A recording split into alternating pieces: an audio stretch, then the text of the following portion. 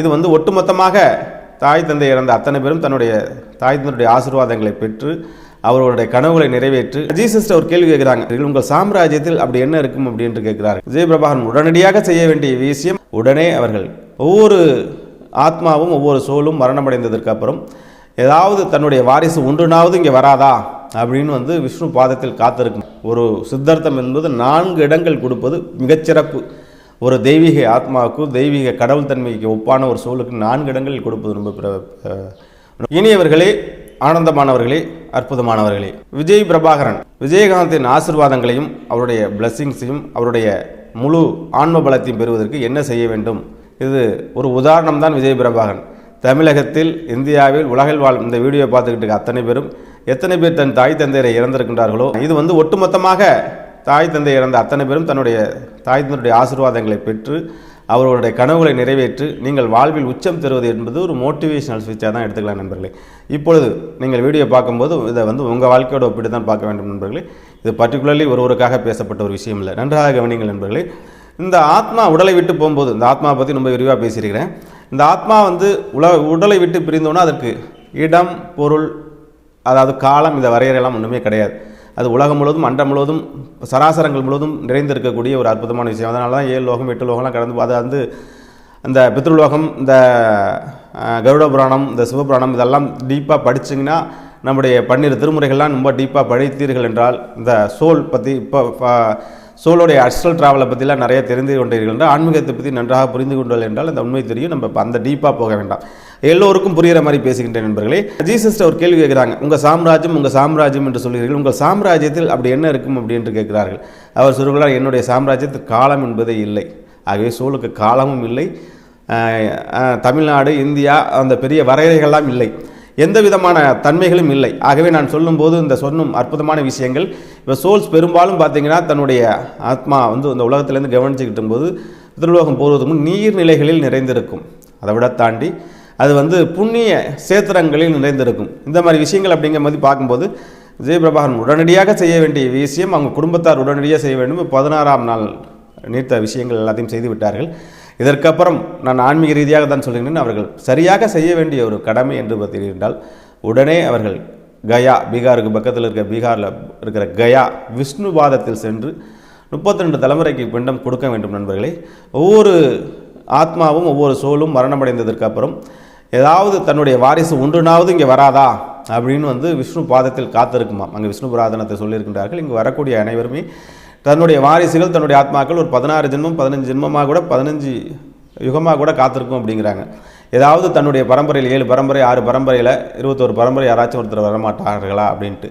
ஆகவே இவர்கள் வந்து இப்பொழுது உடனடியாக கலைப்பணிக்கு செய்வதற்கு முன்னாடி ஃபஸ்ட்டு அந்த சோலுக்கு என்ன செய்ய வேண்டும் என்பது தான் பெரிய விஷயம். அதாவது வந்து உடனடியாக பித்ருகாரியம் பித்ரு விஷயங்களை உடனடியாக அவர்களுக்கு போய் சேர்ந்து அந்த ஆத்மாவை பிளஸ்ஸிங்ஸோடு, ஏன்னா இப்போ வந்து ஒரு அலை இயக்கத்தோட வேவ்ஸோடு அப்படியே எங்கே பார்த்தாலும் நின்றுட்டு இருக்கிறத ஒட்டு மொத்தமாக கொண்டு வரக்கூடிய ஒரு வைப்ரேஷன் வந்து பார்த்திங்கன்னா அந்த கயாவில் 32 தலைமுறைக்கு பிண்டம் கொடுக்கக்கூடியது. அங்கே நீங்கள் போனீங்கன்னா நல்லா தமிழர்கள்லாம் இருக்காங்கன்னா நாட்டுக்கோட்டை சத்திரத்தில் கனெக்ட் பண்ணிட்டு போனீங்கன்னா அற்புதமாக அந்த சித்தார்த்தத்தை செய்து கொடுப்பார்கள். ஒரு சித்தார்த்தம் என்பது 4 இடங்கள் கொடுப்பது மிகச்சிறப்பு.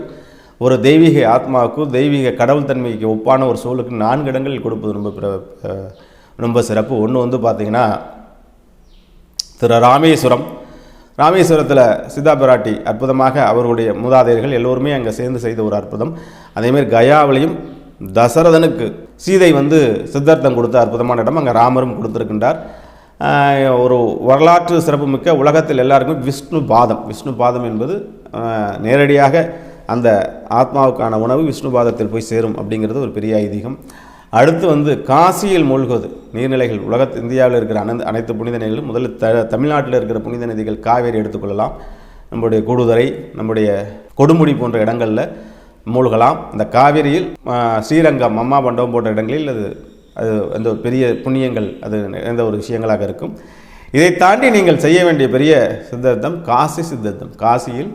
காசியில் கங்கையில் மூழ்கி அவருடைய ஆடைகளோ ஏதோ ஒரு விஷயங்கள் இருந்து அந்த கங்கையில் மூழ்கி எந்திரித்து அதற்கப்புறம் அதில் முக்கியமாக மணிகர்ணா கார்டன் இருக்கணும். 12 to 1 வந்து 12 to 2 மணிகர்ணிகா காரில் வந்து பார்த்திங்கன்னா இன்னமும் சிவன் பார்வதி நீராடு வருவதாக ஐதீகம் நண்பர்களே. ஆகவே அந்த இடத்தில் நீராடி அந்த மணிகர்ணிகேஸ்வரர்னு வாதாலிங்கம் இருக்கும் அந்த இடத்தில் நீங்கள் அற்புதமான மூதாதையருக்கு செய்யக்கூடிய சித்தார்த்தத்தை செய்து அதுக்கப்புறம் அங்கேருந்து திரிவேணி சங்கமம் கங்கை யமுனை சரஸ்வதி 3 மூழ்கிற இடம், அங்கேருந்து ஒரு 110 பிரயாக்ராஜ் என்று அழைக்கக்கூடிய திரிவேணி சங்கமம். அதற்கப்புறம் காசி சித்தார்த்தம், திரிவேணி சங்கமம் முடித்ததுக்கப்புறம் கயா. இது 4 கொடுத்துட்டா சுப்ரீம் கோர்ட்லேயே ஜனாதிபதிகிட்டே மனு கொடுத்துட்டு வந்த மாதிரி, கடவுள்கிட்டே மனு கொடுத்துட்டு வந்த மாதிரி நண்பர்களே. ஆகவே இதை யாராச்சும் வழிகாட்டி அவர்கள் வைணவ மார்க்கத்தில் இருப்பதனால், அந்த வைணவ முறைப்படி அந்த சாங்கியெல்லாம் செய்ததனால், அரசு மரியாதைக்கு அப்புறம் அவர்கள் செய்ததெல்லாம் முக்தி மோட்ச பாசுரங்கள், ஆழ்வாருடைய பாசுரங்கள் எல்லாம் அற்புதமாக பாடினதுனால நான் ஏற்கனவே சொல்லிவிட்டேன். அதாவது பார்த்திங்கன்னா போன வீடியோவில் நான் சொல்லும்போது ஆழ்வார்களுக்கு ஆழ்வார்களாக சொல்கின்றார்களே, நாயன்மார்களுக்கு நாயன்மார்களே சொல்லுங்கள். திருநாகரசு பெருமான் என்ன செய்தார்? திருநாகரசு பெருமானுடைய பேரை சொல்லி அப்பூதியடிகள் இருக்கிற திருங்கலூரில் அன்னதானத்தை தானே போட்டார். சிவனடியார்கள் அடியார்களுக்கு அடியாக நான் செய்யக்கூடிய விஷயங்களை தானே செய்கின்றேன். அப்போ விஜயகாந்தன் என்ன செஞ்சார்? மக்கள் சேவையே மகேசன் சேவை. மக்களுக்கு அந்த உணவாக அன்னதானமாக போட்டு அதுதானே உலகம் முழுவதும் பேசப்படுகின்றது. அதாவது சினிமா துறையில் 4 வகையான சாப்பாடுகள் போடுவார்கள். ஒரு மேல் கேட்டகரி, அடுத்த கேட்டகரி, இந்த லைட் மென்ஸ், அந்த மாதிரி இதை எல்லாத்தையும் உடைத்தெறிந்து தன்னுடைய கம்பெனியில் எல்லாத்திலும் ஒரே வகையான சாப்பாடு போட்டு வேணுங்கிற அளவுக்கு. அதே மாதிரி அவருடைய ஆஃபீஸ் ராஜாபார் ஸ்ட்ரீட்டில் போனீங்கன்னா யார் வேணாலும் எப்போ வேணாலும் சும்மா போய் பஸ் ஸ்டாண்டுக்கு போனவங்க கூட போய் சாப்பிட்டு வந்தால் கூட இலையை போட்டு சாப்பாடு போட்டுருக்காங்க. அந்த வள்ளலார் ஏற்றிய அந்த அடுப்பு எரியாது ஒன்று விஜயகாந்த் ஆஃபீஸில் ஏற்றின அடுப்பு அணையா அடுப்பாக அது இருந்து அது அவ்வளோ பெரிய செல்வத்தை கொடுத்து நன்றாக புரிந்து கொள்ளுங்கள் நண்பர்களே. நீங்கள் என்ன தானத்தை எந்த விதமான விஷயத்தை செய்திருந்தாலும் இந்த உலகம் முழுவதும் பேசப்பட்டிருக்கிறது. அன்னதானம் செய்தது மட்டும்தான் இந்த உலகம் முழுவதும் பேசப்படுகின்றது. நன்றாக புரிந்து கொள்ளுங்கள். நான் சொல்லுகின்றேன், இந்த 6 மாத காலம், இந்த எலெக்ஷன் பரபரப்புலாம் வர்றதுக்கு முன்னாடி இந்த 6 மாதம் இல்லை 3 மாத காலங்கள் ஒட்டுமொத்த இது யாருக்குமே கிடைக்காத ஒரு விஷயம். எல்லாரையும் விமர்சனம் பண்ணது எல்லாத்தையும் மறந்து விட்டார்கள். மறந்துவிட்டு கர்ண பிரபுவாக, நவீன கலியுகத்தின் கர்ணனாக, நவீன கலியுகத்தின் தெய்வமாக விஜயகாந்தை போட்டுகின்றார்கள் நண்பர்களே. அந்த கட்சி வெட்டி போன்றவர்களாம். உங்களுடைய சரியான வெற்றி என்பது ஒரு மனிதன் இருந்து சிஎம் ஆகி நான் எல்லாரையும் தன்னுடைய துறையெல்லாம் பழிவாங்கிறது கிடையாது நண்பர்களே.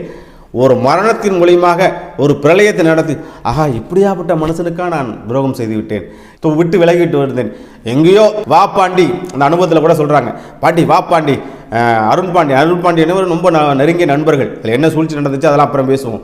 அருண் பாண்டி என்பவர் நண்பர்கள் சீட்டு கேட்டு எவ்வளோ பேர் போகும்போது அந்த பரபரப்பில் எங்கே இருந்தாலும் அவருக்கும் பட்டுக்கோட்டை, எங்கள் ஊருக்கு பக்கத்தில் பட்டுக்கோட்டை, அருண் பாண்டியனுக்கு என்ன தொடர்பு இருக்கின்றது? பட்டுக்கோட்டை பக்கத்தில் பேராவூர்ணியில் சீட்டு கொடுத்தாங்க. வா பாண்டின்னு உட்காந்து அப்படியே இடையில இருக்க 2 தொகுதி இருக்குது, எதை எடுத்துக்கிறேன்னு என்னன்னே தெரியாமல் இங்கேருந்து டிக்கெட் பிடிச்சி பேராவூர்ணியில் நின்று, அவர் இருக்கிறது சென்னையில், அவர் இருக்கிறது மதுரையில், எங்கேயோ இருக்கிற ஒரு மனிதர் பேராவூரில் நின்று ஒரு எம்எல்ஏ விஜயகாந்த்ங்கிற ஒரு மனிதன் எம்எல்ஏ ஆகி போய் நின்று எவ்வளோ பெரிய விஷயத்தை கொடுத்து.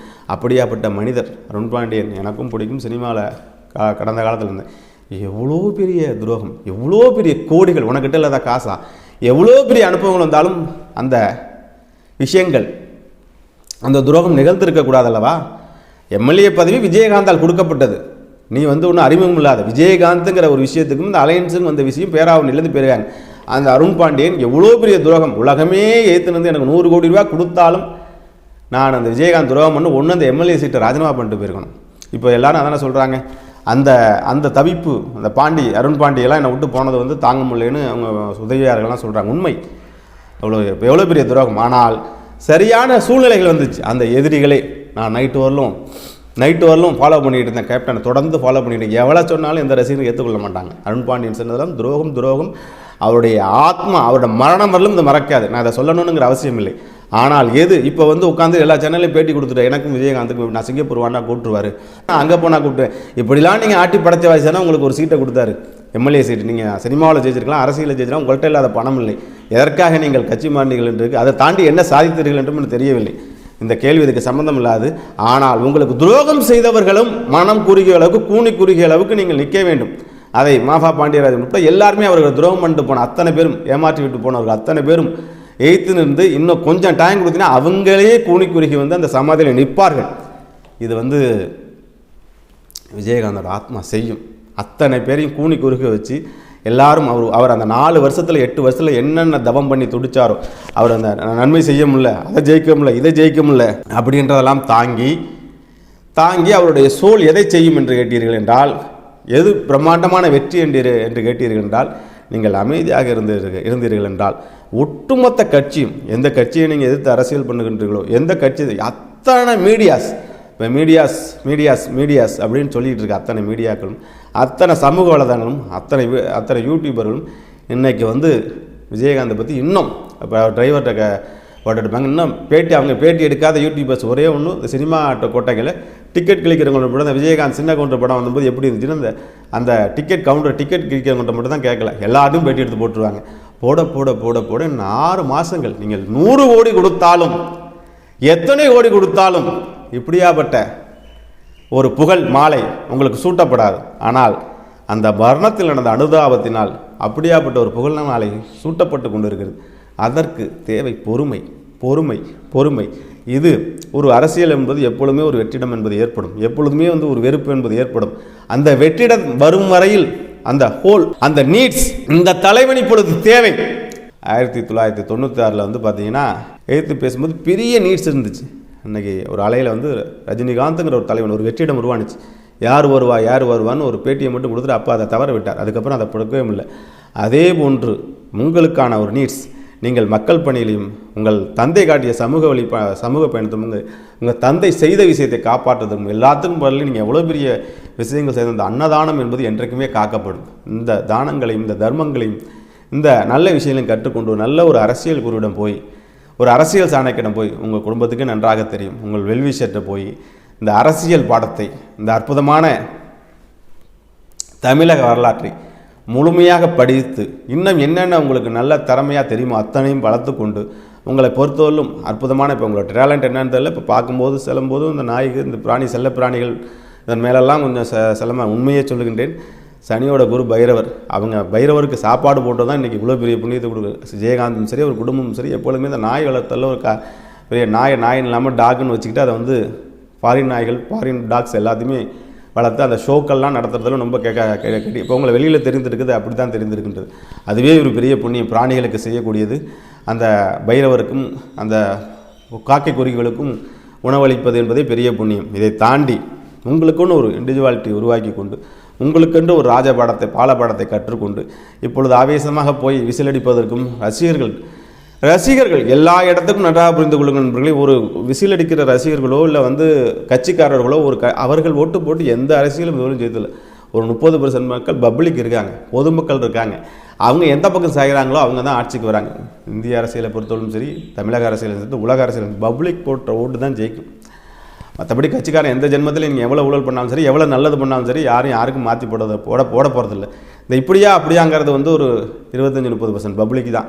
இந்த பப்ளிக் தான் உங்களை பாராட்டி கொண்டிருக்கின்றார்கள். இந்த பப்ளிக் தான் உங்களை ரசித்து கொண்டிருக்கிறார். இந்த பப்ளிக்கோட வேவ்லென்த் உங்கள் கட்சிக்காரர்களை விட்டு விடுங்கள். இந்த பப்ளிக் பொதுமக்கள் கவனித்து கொண்டிருக்கின்றார்களே, எப்படி வந்து இந்த இறுதி ஊர்வலத்தில் வந்து நின்று கண்ணீர் சிந்தினார்கள் அந்த பொதுமக்களை எப்படி கவருவது என்பதை நீங்கள் செய்ய வேண்டாம், அது இந்த மீடியாக்களே செய்துவிடும்.